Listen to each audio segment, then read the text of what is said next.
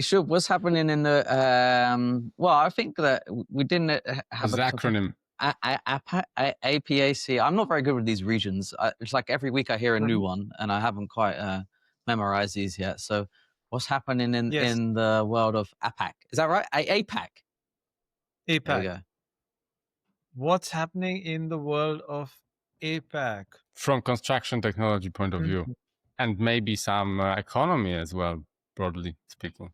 Oh man, I wish, I really wish I could be a macroeconomist, but I feel like every time Patrick and I have these chats, I feel like okay, We can talk I'm going to about take Test cricket if you want.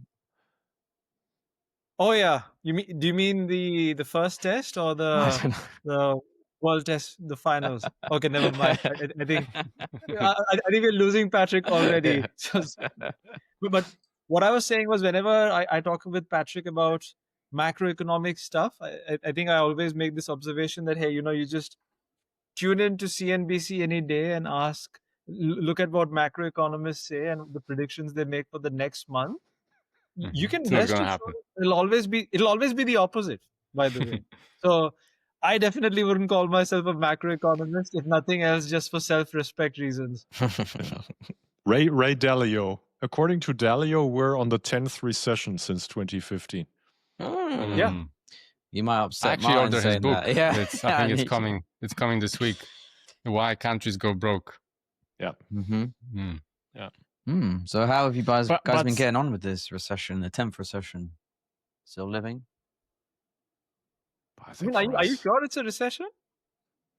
I mean, what's the definition of recession? Because if the inflation numbers are high, then the numbers will never show you, if you manipulate them correctly, that you are negative GDP in the last 2 quarters or whatever, right?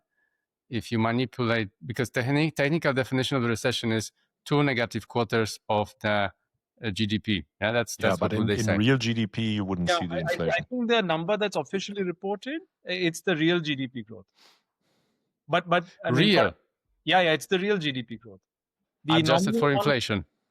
Correct. So the nominal one would then be real plus inflation. Who is adjusting it? Because the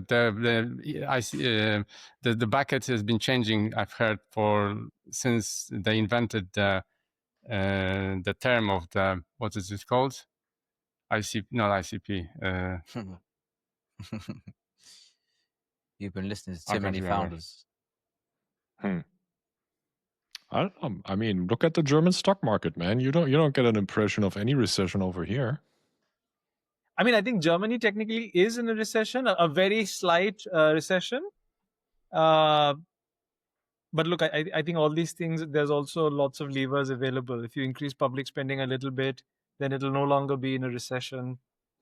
I think even what was earlier reported as US economy, I think decreasing 0.3% or whatever. I think even that last quarter. I would say even that, if you actually look at the numbers, you'll realize it's not really a reduction in economy. It's just the way they measure it. Yeah. Did Japan CPI actually basket. technically leave? Yeah, like decades of recession, or did we not define Japan's last 3 decades as a recession? Japan was in a stagflation, also deflation, and then I guess you could call it recession as well. It's just been sideways for more than 30 years. So, by the way, it's also true for the UK, just FYI. I know, but my point is, right, so Japan is now on the up. Germany is now on the up. Yeah. Okay. Yep. They've officially basically left the trough of the last 3 decades. They are all catching up with India and Poland. Catching up with India will be difficult.